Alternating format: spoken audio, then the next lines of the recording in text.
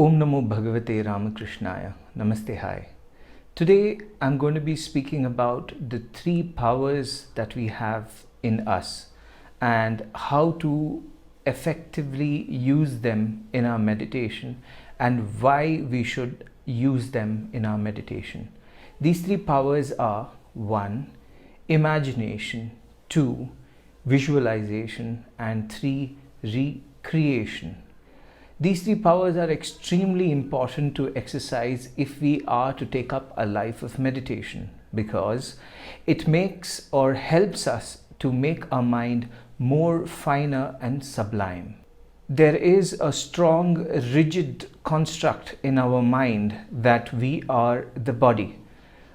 Until we believe or understand that we are much more finer and beyond it, meditation in settling down and abiding in our source of peace and stability will be very hard. So today I will be talking about these three kinds, and the idea is that we have to understand them and effectively use them as tools to make our meditation more sublime and effective. The first one, imagination. Imagination is the power that we have in our minds to create through imaginations in terms of pictures, concepts, images, what we have in our mind. So if I have to give an example, I have an idea, I imagine an idea of a beautiful house. Now, what is the idea of a beautiful house? How do I imagine it? I imagine it with the information that I have in my head. So I say, I would like to have a beautiful house. The beautiful house now that I imagine is, according to my needs, a beautiful sloped roof, a lighting that comes from all four sides, and a place that gives me enough space to feel comfortable and cozy. That means I would have to have my walls in a particular color. Say I would like to have them cream in color, and I would like to have a few plants within. I would like to have a good sofa where I just relax. So these are the various ways in which I imagine the second I say I want a beautiful house. Now, the second is visualization. Visualization is the art or the power to communicate this imagination to the other person. So if I have to now communicate this very idea that I have an idea of a beautiful house, I will try to tell them that, the beautiful house roof should be something similar to a hut. Now I've conveyed the idea, visualized it and conveyed it. And now I'd say the lighting should be something similar to how we are walking if we were to be walking in a farmland at 10 o'clock. So you can imagine the light that comes in, the freshness that comes in. Now that's my visualization where I'm conveying it to you. And the atmosphere that I am going to be in is like, I'll say the coolness should be something similar to me sitting by a hill or sitting by the edge of a waterfall. This is me trying to visualize and present that kind of imagination that I have. The third is recreation. Now, after I've imagined and visualized, the next day, again, I would like to recall my idea of a beautiful house. And what I do to recall is that I recreate it in my head and I reconceive that idea of a beautiful house in my head of what I have said yesterday and what I have conveyed, and then I add new ideas to it.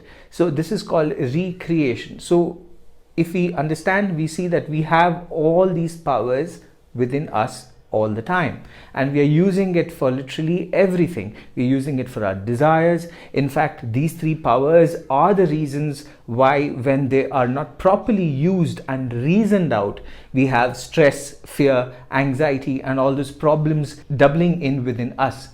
So you can kind of conceive that, suppose if I had the right visualization, I have the right projection. I just visualize the beautiful house, which makes my mind peaceful. If I visualize something dark and fearful, what happens as an effect is that I lose peace, I get anxious, I get troubled. So this is the power that we need to recognize. We are constantly constructing our states of mind according to our imagination, visualization, and recreation, which we are doing all the time. Now, to just take these three ideas and put them in meditation, I will just try to give a small example so that we can actually implement it. I mean, we can actually understand how to implement it. The imaginations, visualizations, and recreations can be extremely imaginative and creative according to the person, and he may do it the way he wants.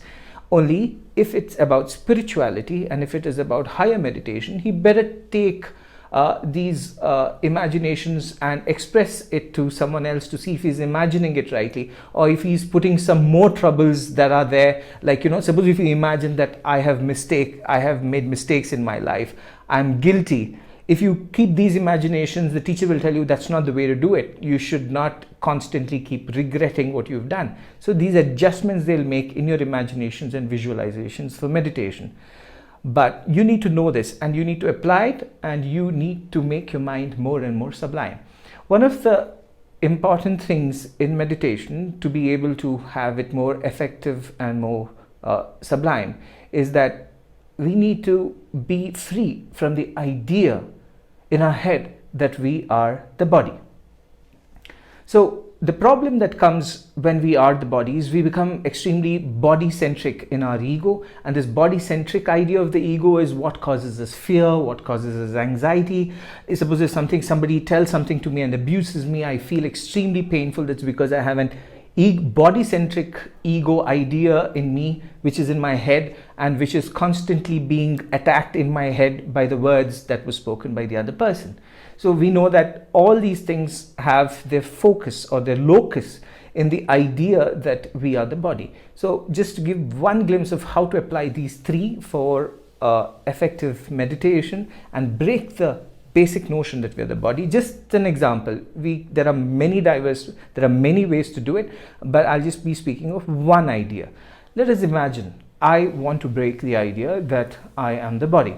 So what would I do first? I will meditate, and my first power is imagination. How do I imagine that I'm not the body? The first thing that I imagine is I imagine my whole form and stand outside and look at it. This is an intense kind of meditation, but it's a very powerful one and it's very effective. You have to look at yourself. You have an image of yourself. Look at yourself, because you know how you would be looking when you're squatting. How would your face look? How would your chest look? Look at it. When you do look at it, you will realize that you are apart from it. This is the imagination that you have, which you have conceived, that you're separate from the body.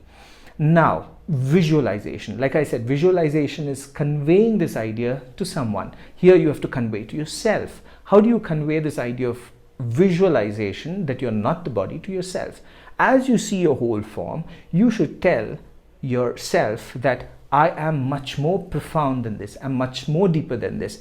Oh mind, can't you see that this is just a medium of expression of everything that has to do with the mind? So predominantly, the person seeing this body in his imagination is far more powerful than the person conveying it through the mouth, through the eyes, through the ears, because these are just mediums. These are the mediums to see and take information. These are the mediums to convey, and these are the mediums to hear, but the actual thing is in the mind.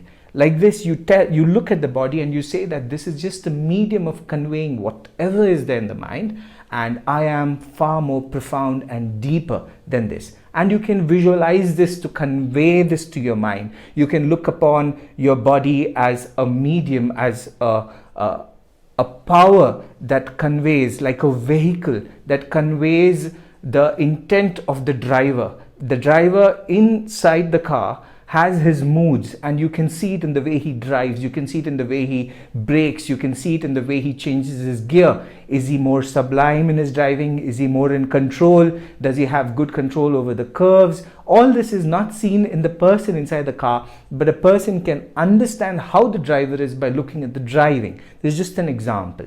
Just like that, you tell your mind that something deeper inside, through this visualization of the car, something deeper inside is of me, and this body is just an expression of that. This is called visualization. As we do this visualization, we again recreate it. How do we recreate it? When we go on sitting for our meditation the next time. So to recreate it, again you have to bring back the imagination and fit it again. And then you have to convey the ideas of visualization. Now you can take different concepts. Today was the concept of the car.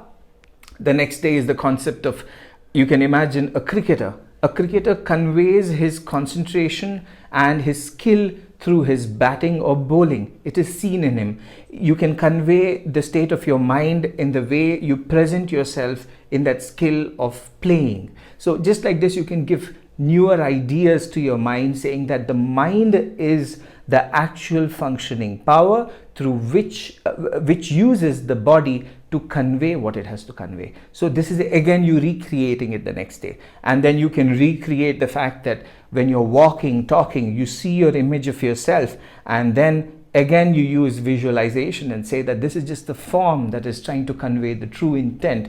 The mind is far more higher, far more superior, and far more potent than the body. It is true that the body is an important part of our existence, but the mind is far more important. This way we meditate and meditate and meditate, and as we do this, as we create this kind of a visualization, the idea that the mind is stuck, that this ego of mind is restricted to this body alone, loses its power after some time.